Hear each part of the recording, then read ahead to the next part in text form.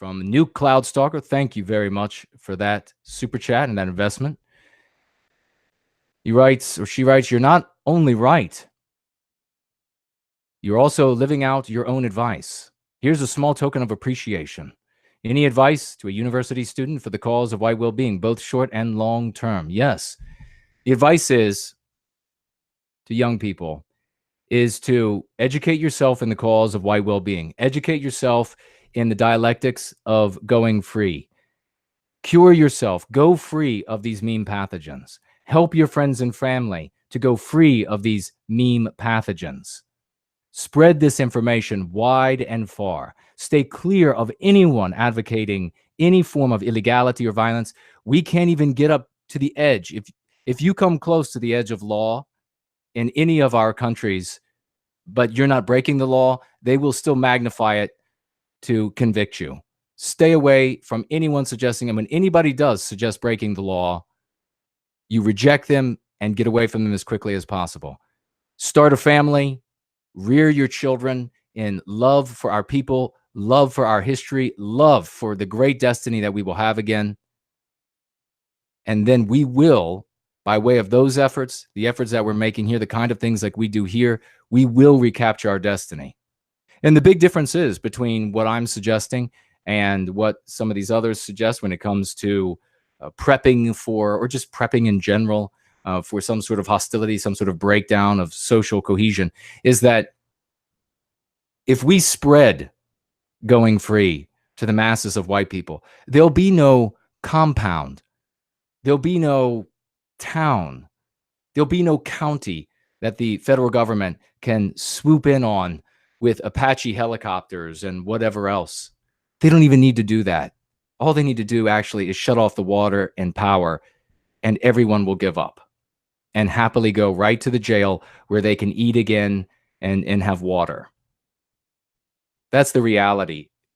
But what I'm saying here is that if we spread these ideas, these dialectics, if we spread going free to the masses, there's no central hub here or there that the federal government or state governments can wipe out and shut down, because it becomes this sort of mist that the federal government can't grasp.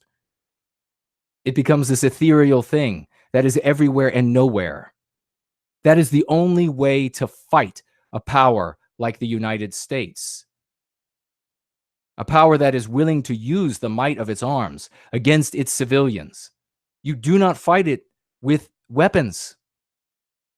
You can only have success symbolically. And you might say to yourself, well, symbolically, that's nothing compared to some big physical success on the field, some big battle on the field. But in fact, it's much greater, because it is symbolic vis-a-vis the scores of millions of people, of white people who are out there, who will then take up our cause, who will feel sympathy for us, who will feel empathy for us, who will align with us. That is what this anti-white regime cannot permit to have happen. That is why, if we spread like this and we become this mist that they can't put their hands around, our ideas freeing people of these poisons that they've been infected with, our ideas inoculating our children against these poisons that they would like to infect our children with, if we do that, then there's nothing, all of the tanks, all of the missiles, all of the bombs can stop, folks. If we do that, then we win. And that is going to take place. Speaking directly to someone's question a little earlier, what does victory look like to me? Victory to me looks like the joy in a white child's eyes who loves him or herself in our people. That's what victory looks like. And it spreads from hand to hand, from mouth to mouth, from generation to generation of our people.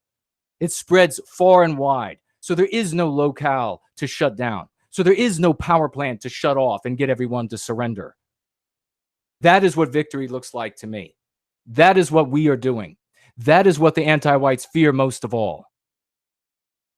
They fear these many scores of millions of whites looking to us for their leadership, looking to us for love and an identity that they can take pride in. an identity that they want to embrace, an identity that they will happily escape from the one that they have been burdened with by the anti whites.